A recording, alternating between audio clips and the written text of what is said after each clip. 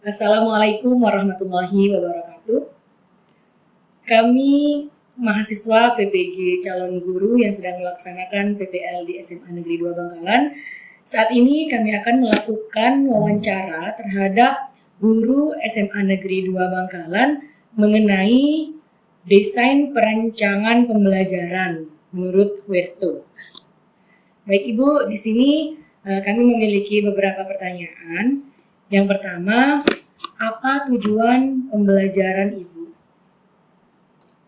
Tujuan pembelajaran saya adalah siswa mampu memahami dan menguasai ide-ide utama dalam materi yang diajarkan. Kemudian, bagaimana posisi kemampuan peserta didik dilihat dari tujuan pembelajaran? Jika peserta didiknya dapat menjelaskan, menganalisis, dan mengaplikasikannya apa yang telah mereka pelajari, kemudian mereka berada pada posisi yang baik untuk mencapai tujuan pembelajaran. Sebaliknya juga, jika peserta didik menghadapi kesulitan dan memahami atau menghubungkan konsep-konsep mereka, mungkin memerlukan pendampingan tambahan. Selanjutnya, Bu, bagaimana caranya mengunggah pemikiran untuk melibatkan semua peserta didik dalam ide-ide besar untuk melakukan unjuk kinerja? Untuk mengunggah pemikiran, saya itu menggunakan pertanyaan provokatif, studi kasus, atau masalah dunia nyata yang relevan untuk membuat peserta didik itu berpikir kritis dan terlibat aktif dalam proses pembelajaran. Dari proses pembelajaran tersebut, Bu, situasi apa saja yang dapat melibatkan peserta didik untuk membuat ide-ide besar yang menarik, konkret, dan sangat penting?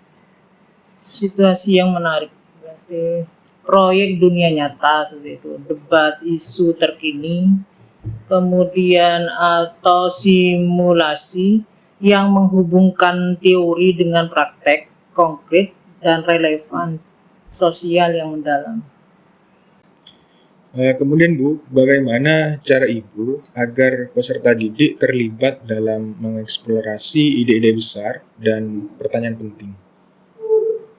Terlibat dalam mengeksplorasi ide besar berarti peserta didik itu dapat terlibat melalui diskusi, kemudian penelitian, eksperimen, dan proyek yang menantang mereka untuk menjawab pertanyaan besar dan memecahkan masalah nyata gitu. Kegiatan belajar apa yang Ibu gunakan untuk penampilan kemampuan puncak siswa? Kegiatan belajar untuk penampilan Siswa. kemampuan puncaknya siswa berarti kegiatan seperti proyek, kolaborasi, kemudian presentasi, atau debat yang mendorong analisis mendalam dan memecahkan masalah. Pertanyaan selanjutnya, Ibu, bagaimana peserta didik akan dipandu untuk memikirkan kembali pemahaman mereka tentang ide-ide penting? Memikirkan kembali pemahaman berarti peserta didik akan dipandu melalui diskusi, refleksi, dan pertanyaan pemandu yang mendorong mereka untuk mengevaluasi kembali dan menghubungkan pemahaman itu mereka dengan ide-ide penting. Kemudian, bagaimana produk dan pertunjukan peserta didik dapat ditingkatkan melalui revisi berdasarkan penilaian diri dan umpan balik? Meningkatkan produk dan pertunjukan peserta didik itu melalui penilaian diri dan umpan balik konstruktif. Kemudian peserta didik itu dapat mengidentifikasi area yang perlu diperbaiki dan melakukan revisi untuk meningkatkan kualitas kerja mereka. Pertanyaan selanjutnya, Bu, bagaimana caranya peserta didik dibimbing dalam penilaian diri, evaluasi, dan penyesuaiannya mereka? Penilaian diri dan evaluasi. Berarti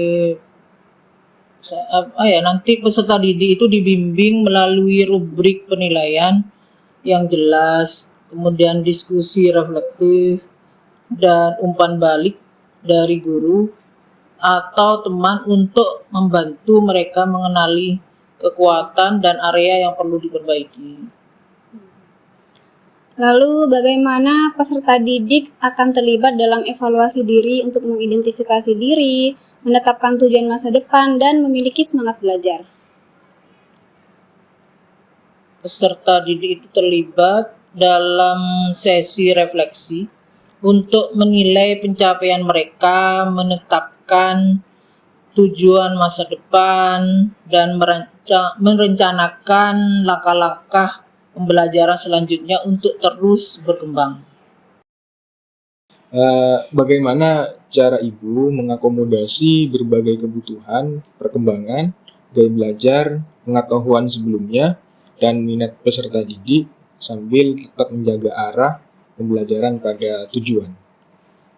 Saya menyesuaikan metode pengajaran itu dengan gaya belajar dan minat peserta didik, seperti menggunakan visual untuk yang belajar secara visual atau diskusi untuk yang auditori.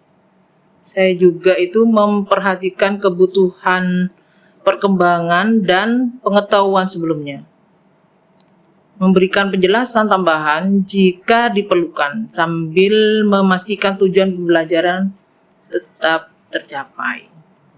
Selanjutnya, bagaimana cara Ibu untuk menyesuaikan rencana pembelajaran apabila ada perubahan kondisi untuk memaksimalkan keterlibatan dan efektivitas pembelajaran?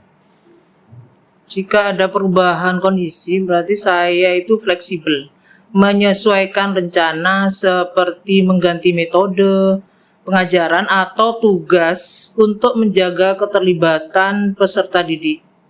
Kemudian saya terus memonitor kemajuan mereka dan memberikan umpan balik untuk memastikan efektivitas pembelajaran tetap maksimal.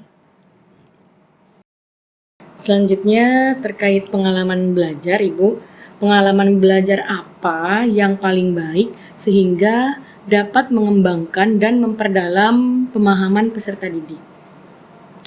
Pembelajaran yang aktif dan kontekstual seperti diskusi kelompok, proyek kolaboratif, dan studi kasus yang menghubungkan materi dengan kehidupan nyata. Ini membantu peserta didik lebih memahami dan mengingat materi. Dari pengalaman belajar tersebut, Ibu, bagaimana cara Ibu meminimalkan kemungkinan kesalahpahaman? Saya itu menjelaskan materi dengan sederhana, kemudian menggunakan contoh yang konkret dan memberikan kesempatan bertanya kepada peserta didik, pengecekan pemahaman melalui tanya jawab, atau rangkuman juga membantu mengurangi kebingungan siswa. Pertanyaan terakhir dari kami, Ibu. Bagaimana cara Ibu untuk mengatur dan mengurutkan pengajaran dan pembelajaran untuk memaksimalkan keterlibatan dan efektivitas? Saya mengatur materi secara bertahap, dimulai dengan pengenalan topik, kemudian menyusun kegiatan yang variatif seperti ceramah singkat, diskusi, dan tugas untuk memastikan semua peserta didik terlibat dan fokus. Demikian wawancara yang kami lakukan terhadap salah satu guru di SMA Negeri 2 Bangkalan, dan terima kasih kepada Ibu telah berkenan untuk diwawancarai. Sekian dari kami, wassalamualaikum warahmatullahi wabarakatuh.